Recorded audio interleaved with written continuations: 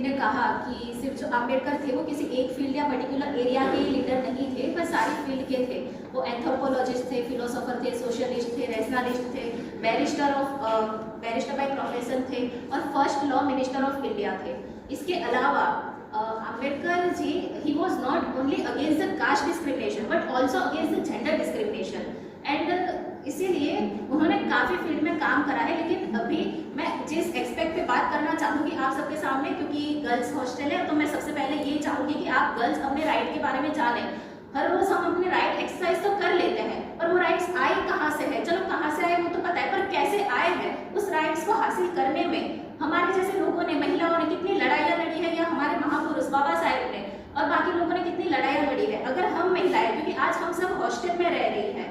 तो हम अपने घर से दूरी आए होंगे, तो अगर हम अपने घर से बाहर भी निकल के यहाँ तक दिल्ली तक पहुँच पा रही है ना, तो उसका कारण भी बाबा साहेब है। क्योंकि अगर वो नहीं होते, उन्होंने कॉन्स्टिट्यूशन तो लिखा ही लिखा, पर साथ में मैं आपको एक ऐसी बुक, एक ऐसे बिल से आज अवगत कराना चाहूंगी जिसके बारे में बहुत ही कम लोग जानते होंगे। महिलाएं आज जो अपने राइट, आप जो आज यहाँ आके बैठे हैं मेरे सामने, तो ये राइट भी जो आप एक्सरसाइज जिस बुक की वजह से कर पा रहे हैं, उसके बारे में मैं आपको बताना चाहूंगी, और वो है Hindu code bill. Hindu code bill आया था 1955 में, जो बाबा साहेब के द्वारा लाया गया था। और हिंदू कोड बिल वो किताब थी कि जो पितृसत्तात्मक मानसिकता है कि महिलाएं पढ़ लिख नहीं सकेगी, महिलाओं को घर का चूल्हा चौका संभालना है, घर में रह के उनको जी उजूर करनी है, गुलामी करनी है, इसके अगेंस्ट में पढ़ने लिखने का मौका, पढ़ाई लिखाई तो दूर की बात है, सबसे पहले तो घर के बाहर निकल के, या मान लो कि अगर पहले भी जो रीति रिवाज थे, शादी करना, शादी के बाद की लाइफ, बच्चे अगर नहीं हो रहे तो एडॉप्ट करना, ये सारी चीजें, ये सारी जो जीवन जीने का एक बेसिक राइट है, ये भी बाबा साहेब ने दिया है। तो बात करते हैं हिंदू कोड बिल पे, क्योंकि हिंदू कोड बिल एक ऐसा बिल है ना जिसके बारे में बहुत कम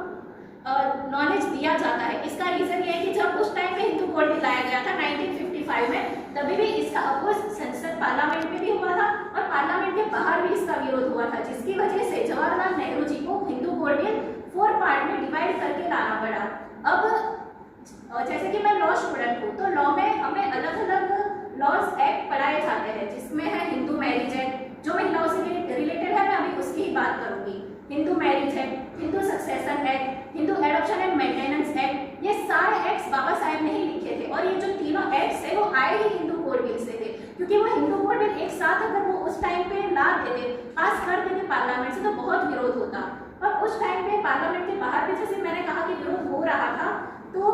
महिलाएं भी इसका विरोध कर रही थी। आपको ये जान के हैरानी होगी, अगर मैं आज ये कहूँ, मान लो कि आज हमारे हॉस्टल का टाइमिंग 10 बजे तक है, वो करके 6 बजे कर दिया जाए, और मैं इसमें बात करूँ कि नहीं, जो कुछ हमारे LC1 की जो गर्ल्स है, उनकी कॉलेज होती है शाम के 7-8 बजे तक, 7:30 बजे तक, तो मैं इसके लिए बोलूँ कि नहीं, महिलाओं का राइट है पढ़ने लिखने का, तो उनको मौका मिलना चाहिए। और आप मेरे ही अगेंस्ट में प्रोटेस्ट करो कि नहीं विशाखा तुम गलत बोल रही हो, महिलाओं को राइट नहीं होना चाहिए, तो आपको हंसी आएगी इस बात पे। तो ऐसा ही सिचुएशन हुआ था उस टाइम की, जब महिलाओं के राइट्स के लिए ही बात हो रही थी, बाबा साहेब महिलाओं के राइट्स के लिए ही बात कर रहे थे, फिर भी उसका विरोध हो रहा था। उसका कारण है महिलाओं का लैक ऑफ नॉलेज। तो मैं चाहती हूँ कि अगर आप आज यहाँ आए हैं तो आपको भी लैक ऑफ नॉलेज ना रह जाए, क्योंकि मैंने देखा है कि महिलाएं भी विरोध करती है बाबा साहेब का। मैं तो कहती हूँ कि उनको विरोध करने का हक नहीं है। हाँ, अगर आपने उनके बारे में सब कुछ पढ़ लिया है, उनको अच्छे से जान लिया है, फिर आप विरोध करते हो, तो आपका पॉइंट ऑफ व्यू है, जिसका मैं अपोज कभी नहीं करूँगी, क्योंकि बाबा साहेब ने खुद ने कहा था कि मैं आपको अपने बोलने के राइट का अधिकार भी कॉन्स्टिट्यूशन से ही मिला है हमको,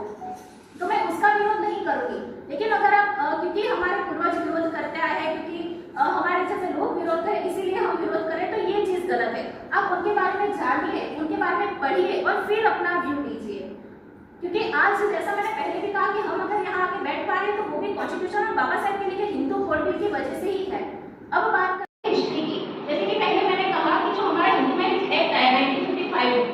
तो हिंदू मैरिज एक्ट के पहले ऐसा था कि आप लोगों को पता होगा कि महिलाओं को अपना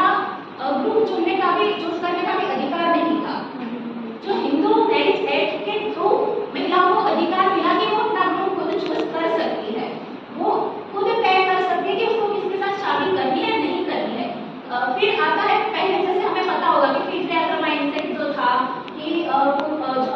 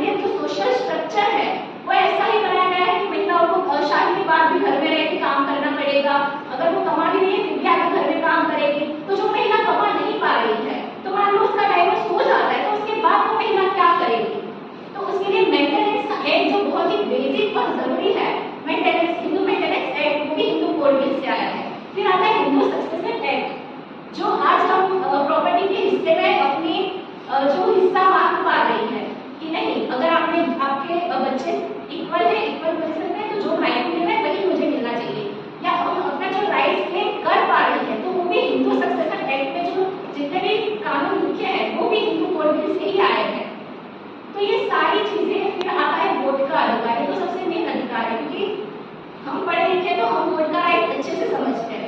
जिस टाइम में बाकी सारी आज के टाइम में डेवलप कंट्री उस समय में जब लड़ रही थी महिला उनकी राइट के लिए, तब बाबा साहेब ने सबसे पहले, और हमारे इंडिया में सबसे पहले महिलाओं के लिए वोटिंग राइट आ गया था। तो हम लोगों को ये जानने की भी जरूरत है। अब महिलाओं में इतनी बात हो ही नहीं है, क्योंकि बाबा साहेब के बारे में मैंने काफी कुछ बता दिया है, आगे मेरे जो फ्रेंड्स आएंगे वो भी बताएंगे। अब मुझे आज जैसे मौका मिला ही और आप लोगों को अवेयर करने की बात आई है, तो मैं एज अ स्टूडेंट और एज अ फेमिनिस्ट हमेशा एक पर्सनालिटी के बारे में भी जानकारी देकर ही जाती हूँ। तो आज मैं आपको एक ऐसी शख्सियत के बारे में भी बताना चाहूंगी कि जिसकी वजह से हम महिलाएं पढ़ लिख पा रही है, और वो है माता सावित्रीबाई फुले। माता सावित्रीबाई फुले वो है कि जिन्होंने महिलाओं के लिए भारत में सबसे पहला स्कूल खोला था। मुझे नहीं लगता है कि मतलब काफी महिलाएं इस बारे में नहीं जानती है, और ये हमारे लिए एक, जब इनके बारे में जान लेंगे ना, तब हमें खुद पे शर्म आएगी कि हमें बचपन से इनके बारे में पढ़ा लिखा नहीं जाता है, जिनकी वजह से हम पढ़ लिख पा रही है। तो माता सावित्रीबाई फुले वो पर्सनालिटी थी कि जब उन्होंने सबसे पहले जो ज्योतिराव फुले उनके हस्बैंड थे, उन्होंने उनको पढ़ाया लिखाया, पढ़ाने लिखाने के बाद जब वो पहला महिला स्कूल खोल के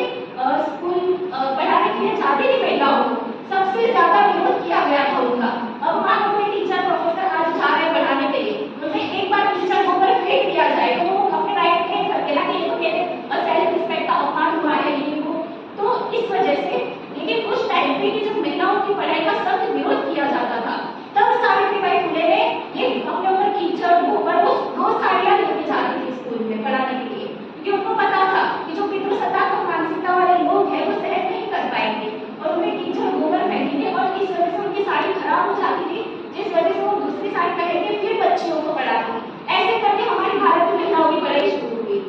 ऐसे करके आज की महिलाएं टीचर, कलेक्टर, एडवोकेट, जज सारी चीजें बन पा रही है। ये सबसे बेसिक पर्सनालिटी सावित्रीबाई फुले की, जिनके बारे में हमें जानना बहुत आवश्यक है।